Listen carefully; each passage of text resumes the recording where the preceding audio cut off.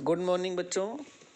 हम पढ़ रहे हैं पदार्थों का पृथक्करण और उसमें आज जिस विधि के बारे में हम पढ़ेंगे वो है क्रोमेटोग्राफी मेथड, क्रोमेटोग्राफी विधि।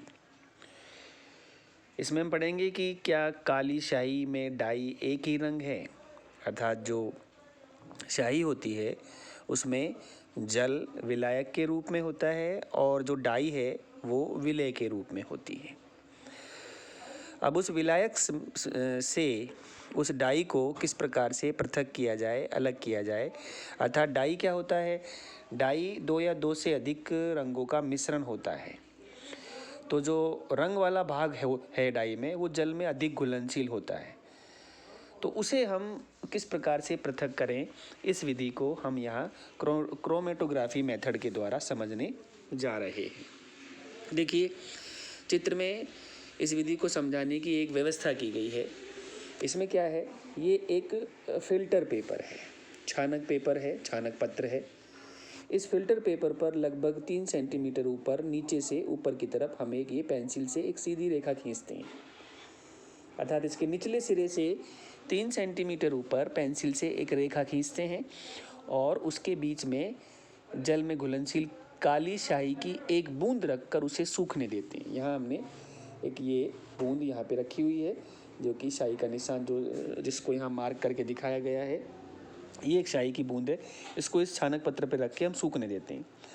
अब हम क्या करते हैं, एक बीकर या जार लेते हैं, उसमें जल लेते हैं थोड़ा सा और इस छानक पत्र को इस प्रकार लटकाते हैं बीकर में, जार में, कि वह जल की सतह से ठीक ऊपर उसे जल की सतह को स्पर्श करता रहे, जैसा कि चित्र में दिखाया गया है।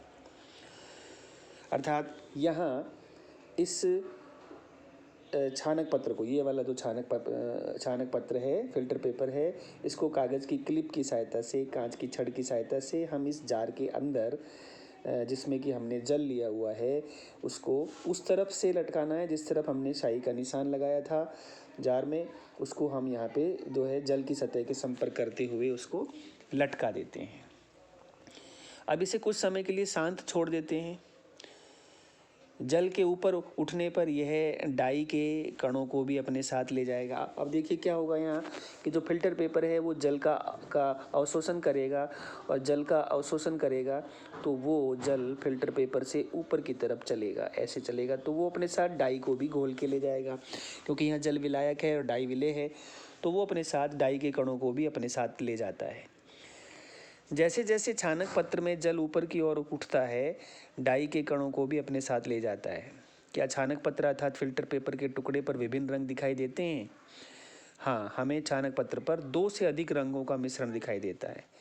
यह रंग वाला घटक जो कि जल में अधिक घुलनशील है वह तेजी से ऊपर उठता है, अर्थात जो डाई है वो जल के साथ तेजी से ऊपर की तरफ उठती है और इस प्रकार रंगों का पृथक्करण संभव हो जाता है।